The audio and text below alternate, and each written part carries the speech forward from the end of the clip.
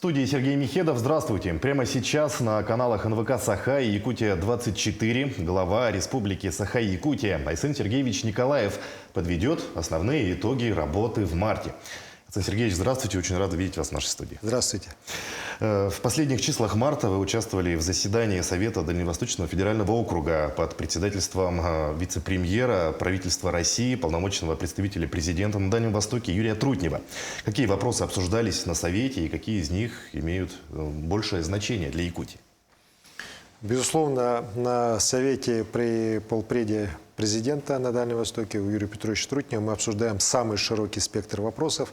И так было и в этот раз, начиная от мер поддержки наших военнослужащих, находящихся в зоне специальной военной операции, заканчивая вопросами, связанные с увеличением экспорта продукции и поддержкой экспорта различной продукции из регионов Дальнего Востока.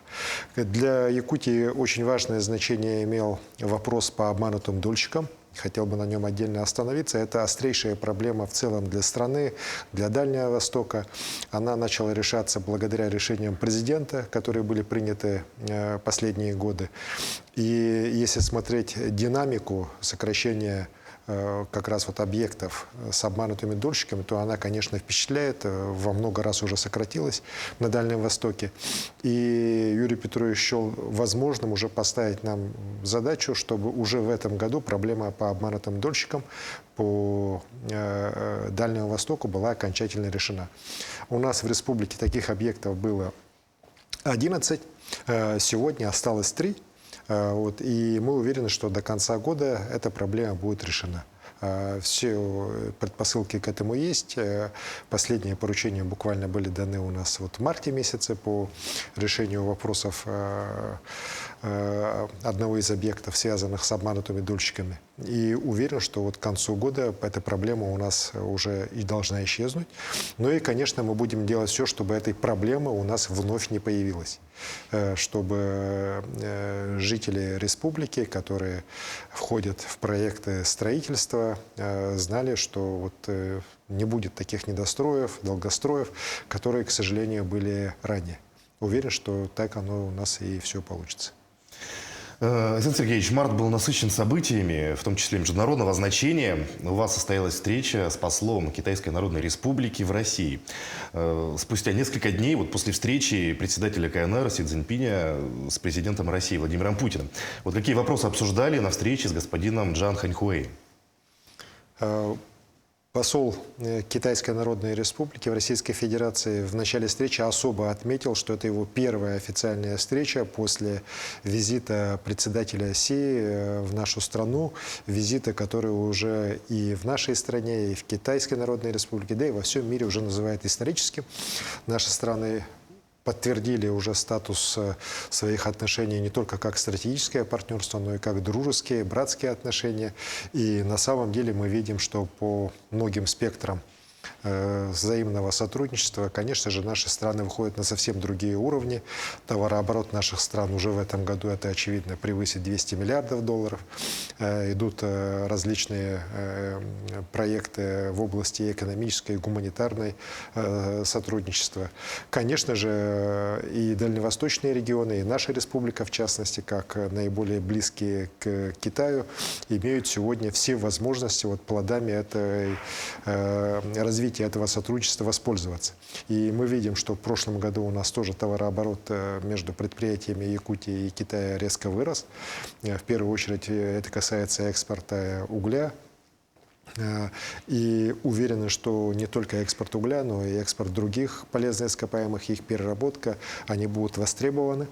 Более того, с китайской стороной мы сейчас прорабатываем реализацию возможностей по новым транспортным коридорам, в первую очередь с севера на юг. Это проект строительства железной дороги и перехода через Амур в районе станции Джилинда, Махе. Проект, который обсуждался еще практически с советских времен, но в силу разных объективных, субъективных причин он до сих пор не двигался. И сейчас вот благодаря таким усилиям и Амурской области, и Республики Саха-Якутия при поддержке Юрия Петровича Трутнева и очень таком заинтересованном уже сейчас участии с китайской стороны. Этот проект имеет все шансы быть реализованным в ближайшие годы. Конечно же, этот проект будет наиболее выгоден для Якутии, потому что грузы, которые будут направляться по этой дороге, в первую очередь будут из республики. У нас сегодня, к сожалению, нехватка железнодорожных мощностей, она не позволяет реализовываться ряду проектов как раз вот в угольной промышленности, в железнорудной, по добыче железных руд. Уверен, что появление такой дороги, конечно же, резко даст такой мощный стимул для реализации этих проектов, которые в конечном итоге приведут к повышению качества жизни жителей Якутии. Еще одно важное событие марта – представление мастер-плана Якутска и Нерюнгри помощнику президента Максиму Орешкину. Какую оценку получили документы, и когда начнется их реализация? По поручению президента нашей страны сейчас 25 дальневосточных городов защищают свои мастер-планы, причем не на уровне даже правительства страны, а на уровне президента. Вот недавно мы все были свидетелями, как раз первая защита серьезная прошла, когда несколько городов, когда вот президент в Улан-Удэ уже принимал доклады по Улан-Удэ, по Чите, Северобайкальску, Тынде. Из городов Якутии в этот список попадают у нас Якутск и Нерюнгри. И здесь работа у нас идет уже достаточно давно. Были большие согласования и с Министерством по развитию Дальнего Востока, и Арктики. Была большая работа проведена с управлениями администрации президента. И вот после всех прохождения различных этапов мы сейчас уже более-менее, скажем так, завершенные планы представили на уровне помощника президента страны. Надо понимать, что эти проекты рассчитаны не на год, не на два, а минимальный такой горизонт планирования, который мы смотрим, это 30-й год. И, конечно же, реализация этих планов коренным образом преобразит наши города. По Якутску поставлена главная задача к 30 году, и она как раз коррелирует с моим указом о стратегическом развитии города Якутска как столицы Республики Саха-Якутия. К 30 году добиться ликвидации аварийного жилья, ветхого жилья, в первую очередь деревянного, двухэтажного. Это благоустройство общественных пространств, это появление новых крупных социальных объектов, это развитие объектов высшего образования. Здесь, в первую очередь, строительство крупнейшего межвузовского кампуса на территории Радиополя. В целом, проекты очень амбициозные по городу Якутску, стоимость их огромная. И, конечно, туда будут привлекаться не только средства федерального бюджета или республики и города, а в том числе и внебюджетные средства государственных институтов развития и частных компаний. По Нерюнгри главная задача, которая у нас стоит на ближайшие годы, она абсолютно очевидна. Это в первую очередь капитальный ремонт и реконструкция объектов учреждений здравоохранения. Эту задачу мы должны выполнить в ближайшие буквально год-два.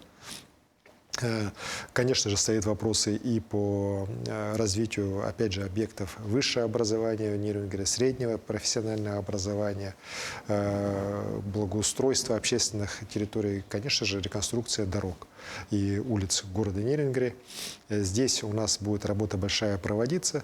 Ну и, конечно же, сейчас в связи с газификацией, которая идет в Нерюнгринском районе, от Силы Сибири будет проходить, мы ставим вопрос о том, чтобы все-таки был рассмотрен и реализован такой крупный инвестиционный проект по переходу на газ Нерюнгринской ГРЭС. Это и с точки зрения экологии, это и с точки зрения повышения эффективности энергетики Южной Якутии. Конечно же, будет, значит, такое тоже революционное решение. Очень надеемся, что в конечном итоге нам удастся этой задачу эту решить. Сейчас, после того, как будут внесены определенные изменения, после обсуждения у Максима Станиславовича, мы надеемся, что после работы уже с профильными министерствами Российской Федерации, после прохождения защиты на уровне уже и правительства, мы уже летом сможем этот проект по мастер-планам и по Якутску, и по Нерюнгри защитить уже на уровне президента нашей страны. Внимание международного сообщества к Якутии было приковано и благодаря состоявшейся в середине марта международной конференции по вопросам изменения климата и таяния вечной мерзлоты. Александр Сергеевич, как вы считаете, что, на ваш взгляд, стало главным итогом этой конференции? Конечно же, конференция по изменениям климата, по таянию вечной мерзлоты, которая проходила у нас в Якутске в рамках председательства Российской Федерации в Арктическом Совете, она очень большое внимание привлекла со стороны научного сообщества всего мира. Несмотря вот на все ограничения, которые западные страны пытаются наложить на участие, в том числе и ученых западных стран, в таких конференциях, которые проходят на территории России, большое количество ученых приняло участие из других стран, в том числе из тех стран, которые сейчас принято называть недружественными. Вот. Всего у нас приняло участие порядка 500 экспертов, ученых в этой конференции, и из них 50 это зарубежные. Конечно же, очень интересные подходы, очень интересные дискуссии были, может быть, зачастую такие узкоспециализированные, вот, и для широкой публики не очень понятные, но с точки зрения вот как раз опыта научного, с точки зрения научной такой важности, практической важности для в целом для регионов, где есть вечная мерзлота, это, конечно, была очень уникальная конференция, и недаром сейчас уже все просят нас, чтобы Якутия, как регион, который имеет здесь лидерские компетенции в научном масштабе на мировом уровне, проводила эту конференцию раз в 2 года. Еще раз говорю, интерес очень большой, практическая полезность конференции абсолютно понятна. Мы же сейчас понимаем, что вечную мерзлоту надо не только просто мониторить, как она меняется там в тундре или где-то в других местах. Конечно же, для нас сейчас уже такая практическая задача при таянии вечной мерзлоты, каким образом сохранить транспортную инфраструктуру, инфраструктуру городов, поселков, наших сел, те же дороги. Вот. И здесь, вот еще раз говорю, опыт Якутии как передового в этой части региона, даже не только для России, да, но и для всего мира, конечно, очень востребован. Интерес, еще раз говорю, колоссальный, как со стороны регионов Российской Федерации, так и со стороны иностранных государств. Поэтому эта работа у нас будет обязательно продолжена. И как раз в том числе про нашу конференцию, про ее продолжение, про ее итоги мы имели очень такую содержательную встречу с министром науки и высшего образования нашей страны, с Валерием Николаевичем Фальковым. Якутия – один из регионов-лидеров на Дальнем Востоке по мерам поддержки, которые оказываются сельскому хозяйству. Вот, особняком в этом вопросе стоит поддержка оленеводства. Вот, каким вы видите развитие отрасли в ближайшие 5 лет? Безусловно, здесь оленеводство надо рассматривать не только как ту отрасль, которая имеет какой-то экономический эффект, так, но и также ту отрасль, которая помогает нам сохранить традиционные виды жизнедеятельности наших коренных малочисленных народов Севера. Это очень важно, и Якутия здесь всегда отличалась такой последовательной политикой, мы ее будем продолжать. Сейчас на поддержку оленеводства у нас тратится свыше миллиарда рублей в год. В этом году мы приняли решение о значительном увеличении субсидирование по оленеводству, практически на 30 с лишним процентов увеличено субсидирование. Работа будет продолжена. И, конечно, мы ставим задачи и по увеличению поголовья. Здесь надо выходить уже на 200 тысяч голов так, по оленям. И по переработке, и по сбыту продукции оленеводства. Здесь, конечно же, я считаю, что и правительство, и Министерство сельского хозяйства, муниципалитеты наши, они здесь не дорабатывают. Все-таки я считаю, что нам надо более глубокой переработкой, более осмысленной политикой в части сбыта продукции очень серьезно заниматься и здесь вопросы решать. Потому что одно дело вот произвести, наши оленеводы, я уверен, с этой задачей справятся, с увеличением поголовья, но главное вот решение задачи сбыта, пока она еще не решена. Ну и, конечно, не только мясо мы должны, не только оленину продавать, но и, по примеру других стран, других регионов, вот, продукты глубокой переработки оленеводства, они используются в том числе и в виде различных биологически активных добавок. И И здесь, еще раз говорю, непочатый край работы, которым надо серьезно и очень вдумчиво заниматься. Продолжая тему сельского хозяйства, хочу перейти к развитию коневодства. В марте по традиции отмечается День коневода-табунщика, который в этом году прошел в Амгинском районе. Состоялись масштабные соревнования, выставка племенных лошадей. Сельские труженики получили новую сельхозтехнику. На табунное коневодство Якутия в этом году направит более 500 миллионов рублей. Вот какой отдачи вы ждете от селян, обеспечивая вот такую поддержку? Что касается табунного коневодства, то я, конечно, хотел бы поблагодарить всех тех, кто занимается коневодством, исконно таким тоже видом сельского хозяйства, присущим нашей республике. Самое северное в мире коневодство у нас. Мы сейчас вышли на первое место по количеству лошадей по всей России. Это тоже такое очень серьезное достижение. При этом мы, конечно, не должны останавливаться. Опять же, здесь, как и в оленеводстве, цифра 200 тысяч. Это ближайшая наша задача, которую мы должны достигнуть. И здесь хочу сказать, что если вот в части крупного рогатого скота, в части оленеводства, пока о серьезной прибыльности этого как бы бизнеса, как бизнеса пока еще речь идет слабо, так все-таки больше здесь мы полагаемся на поддержку со стороны государства и только-только сейчас вырабатываем рыночные механизмы по поддержке этих отраслей, то по коневодству сегодня отрасль уже вполне рентабельна. При этом, конечно же, меры господдержки мы не сокращаем, более того, даже увеличиваем. Вот тоже маточное поголовье мы сейчас по кобылам, если совсем недавно это было 1500 рублей в год, так, то сейчас уже было 300, мы сделали 3000, а с этого года уже 5000 рублей на голову. Значительное повышение буквально за 2 года у нас прошло в несколько раз. Но при этом, еще раз говорю, мы должны опять же здесь по сбыту продукции, по глубокой переработке продукции коневодства тоже работы проводить для того, чтобы повысить экономическую рентабельность. Так, сегодня этот бизнес уже рентабельный, мы это видим. При поддержки со стороны государства, я считаю, что с привлечением как раз достижений якутской науки здесь мы можем выйти здесь как раз на те результаты, которые позволят отрасли не только коневодства, но и в целом сельскому хозяйству Якутии достаточно себя развивать и получать дополнительные доходы для повышения качества жизни тех людей, которые реально вот сегодня в крайне непростых условиях Якутии занимаются коневодством. Апрель – очень важный месяц для подготовки к паводку и прохождению пожароопасного сезона. В зону затопления, по прогнозам, могут попасть около 120 населенных пунктов. Вот, Александр Сергеевич, как вы оцениваете готовность экстренных служб республики к встрече со стихией? Вы знаете, у нас республика настолько огромная, что в любом случае у нас паводок никогда просто не проходит. Если паводка нет на крупных реках, то он появляется на малых реках. Если на Лени, например, нет заторов, то они бывают на других реках. Так? И в целом всегда у нас в той или иной степени паводок, конечно же, якутских рек – это одно из самых таких реально опасных явлений природы вообще на территории всей страны. Мы к этому всегда традиционно серьезно готовимся. В этом году порядка 200 миллионов рублей из федерального и республиканского бюджета выделено на подготовку к безопасному пропуску вод.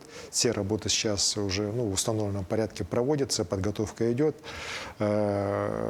Садовников Дмитрий Дмитриевич, который курирует это направление, вот сейчас был в Алекминском, в Ленском районах, проверял, как у нас по Лене работы проводятся. Я вот был на Колыме, тоже проводил совещание, связанное с прохождением ледохода по Колыме, тоже одна из самых таких у нас опасных рек. Конечно же, в этом году снегозапасы в значительной части республики превышают нормативные. В Нерюнгринском и Алданском районах они вообще экстремально высокие, да, до почти 2 годовые нормы выпала снега. В центральной Якутии, в заречных районах тоже есть превышение. Вот, и мы видим сейчас, что обычно для этого времени уже снег нетипичен, так, но буквально через день достаточно серьезные снегопады у нас в центральной Якутии. И, конечно, это вызывает тревогу, в том числе и за малые реки, за состояние гидротехнических сооружений. Сейчас вот как раз проверка вся идет, службы готовятся. Поэтому паводок у нас, вот, в первую очередь, я считаю, что по центральной, по заречной группе района будет очень таким непростым, и именно как раз по малым рекам. Вот. Что касается крупных наших рек, то здесь все-таки толщина льда, она близка к норме или даже чуть ниже нормы. Вот. Надеемся, что все-таки здесь нам удастся избежать таких серьезных заторных явлений. Хотя, конечно же, вот определяющим будет апрель месяц, как будет погода у нас меняться, насколько будет тепло, холодно. Вот. В любом случае мы должны быть готовы, чтобы при любом развитии ситуации мы максимально предотвратили ущерб и угрозу жизни и здоровью людей. Вот, а что касается подготовки к пожароопасному сезону, как сейчас обстоят дела у нас в Якутии? По пожароопасному сезону мы уже все решения приняли. План по сезону нами и Рослесхозом утвержден. Готовность у нас достаточно неплохая. Проверка, которую проводило Министерство по чрезвычайным ситуациям Российской Федерации, выдала заключение о том, что мы, республика, готова. Конечно же, расслабляться нельзя. В этом году у нас значительно увеличена зона обслуживания с 50 до 70 миллионов гектаров. Конечно же, мы ожидаем, что по всем прогнозам июнь-июль месяц будут жаркие, сухие. И, конечно, наша главная задача не допустить пожаров в начале сезона, которые могут дальше разгореться и представлять угрозу уже в течение всего пожароопасного сезона. Ну и, конечно же, продержаться в июле месяце, когда начнется сезон сухих гроз. Вот. Здесь мы на постоянной связи с руководством Министерства природных ресурсов Российской Федерации, Рослесхоза, с МЧС. Мы докладывали о ситуации руководству страны недавно, поэтому надеемся, что общими усилиями мы сможем добиться положительного результата в борьбе с лесными пожарами этого года. На съезде депутатов представительных органов муниципальных образований, который прошел на этой неделе, собрались делегаты со всех районов республики, а также представители федеральной власти. Какие задачи вы поставили перед руководителями муниципалитета? У нас проходило 2 съезда муниципальных депутатов и муниципальных глав. Я считаю, что очень важные съезды после долгого перерыва, связанного с ковидом, они проходили. И, конечно же, было достаточно много интересных встреч. И с членами правительства они встречались, и с руководителями предприятий, с депутатами Илтумена. Многие вопросы уже нашли свое решение, так многие проблемные вопросы будут дальше обсуждаться и приниматься решения. Я в своем выступлении на съезде представительных органов муниципальной власти, на котором присутствовали практически и все главы тоже, поставил задачу, конечно же, более тесной координации работы федеральных, республиканских и местных органов власти. Сегодня все они входят в систему публичных органов власти. Не должно быть разделения, не должно быть перекладывания ответственности, которое, к сожалению, мы до сих пор наблюдаем, когда там, бывает такое, что это не мое, это вот республиканские власти отвечают, или там федеральные, или наоборот, все перекладывается на муниципалитеты. Да? Здесь мы должны понимать, что для человека, простого человека, власть, она одна. Вот. И, соответственно, их проблемы должны решаться властями скоординированно и в интересах людей. Вот это самое главное, о чем я не устаю напоминать нашим и муниципальным органам власти, и республиканским, и федеральным, для того, чтобы мы действовали исключительно в интересах жителей республики. Вот. Это очень важно, и это всегда нужно, вот этим надо руководствоваться. И, конечно же, я особо отметил вопросы, связанные со специальной военной операции, поблагодарил муниципалитеты за хорошую поддержку наших военнослужащих. Но здесь, опять же, расслабляться нельзя. Мы должны и дальше работать для того, чтобы поддерживать наших военнослужащих, поддерживать их семьи, для того, чтобы быстрее к нам, ко всем, пришла большая победа. Вот говоря о спецоперации, хочется отметить работу наших медиков. Также Якутия стала первым регионом, подписавшим соглашение о сотрудничестве с главным военным клиническим госпиталем имени Бурденко. Арсений Сергеевич, вот что дает это соглашение? Мы целенаправленно работаем по усилению наших связей с крупнейшими медицинскими военными учреждениями И у нас не только с Бурденко, у нас сейчас и с Ростовским военным госпиталем действует такое соглашение. Оно помогает, знаете, более оперативно решать главную задачу, чтобы наши ребята, которые после ранений поступают в эти госпитали, быстрее поправили свое здоровье, прошли реабилитацию, и уже потом, после вот этих военно-врачебных комиссий, кто-то возвращается в зону специальной военной операции, а кто-то уже возвращается домой. И вот для того, чтобы эта работа была более скоординированной, более такой эффективной, вот такие соглашения подписываются. Мы так и так уже взаимодействовали и взаимодействуем с большинством уже наших крупнейших медицинских военных учреждений. Но вот такие соглашения, поверьте, они уже на другой уровень взаимодействия между республикой и военными госпиталями выводят. И еще раз говорю, главный результат – это более качественное медицинское обслуживание наших военнослужащих.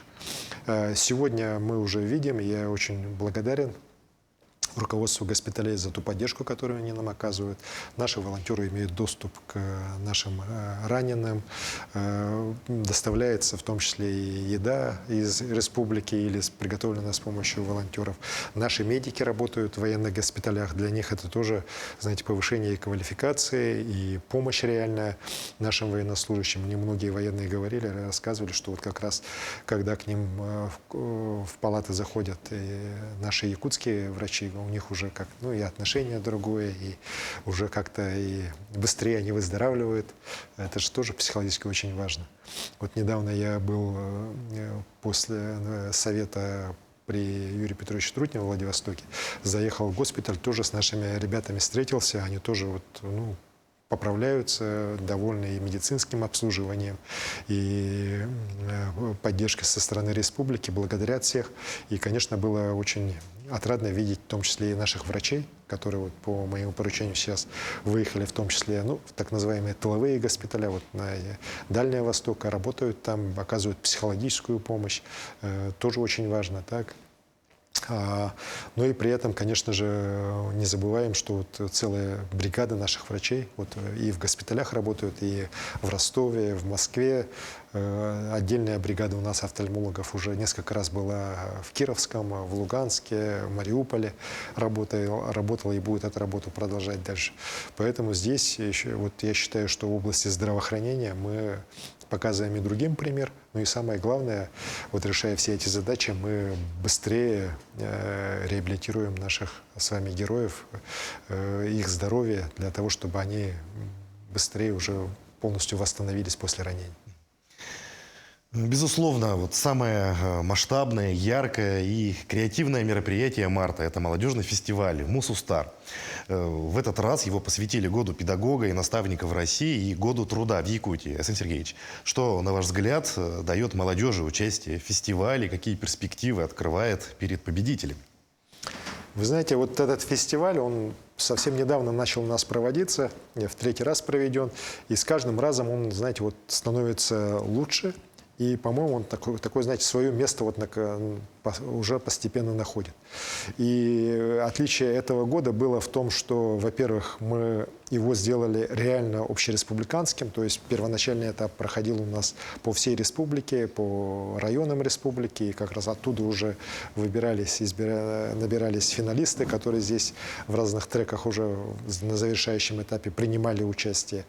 Очень важно, что в этом году как раз по желанию молодежи была усилена патриотическая тематика, и, безусловно, это очень тоже важно, нужно, поменьше развлечений, побольше как раз таких серьезных тем. Благодарен нашим организаторам за то, что традиционно тоже такие треки, какие связаны с здоровым образом жизни, с приглашением наших выдающихся спортсменов, они тоже получили свое продолжение. И, знаете, вот великие спортсмены, олимпийские чемпионы опять в очередной раз были здесь у нас представлены по самым разным видам спорта. И фигурное катание, и гимнастика, художественная гимнастика. Конечно же, это очень яркий и очень хороший пример для молодежи. Ну и, конечно же, мы видим, что уже те, скажем так, лидеры, которые проявили себя на этом фестивале, они в дальнейшем получают уже возможность идти дальше, получают гранты для развития своих проектов, они себя показывают с самой лучшей стороны и не только на республиканском, но и на российском уровне.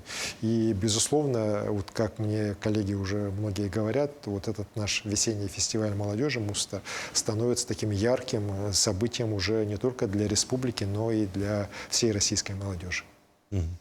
Александр Сергеевич, на этом предлагаю завершить наш разговор. Спасибо, что пришли к нам, ответили на наши вопросы. Желаем дальнейшей успешной работы на благо нашей республики. Спасибо. А я напомню, глава Якутии Айсен Николаев озвучил некоторые итоги работы в марте. Ну а мы продолжим следить за развитием событий. Оставайтесь с нами.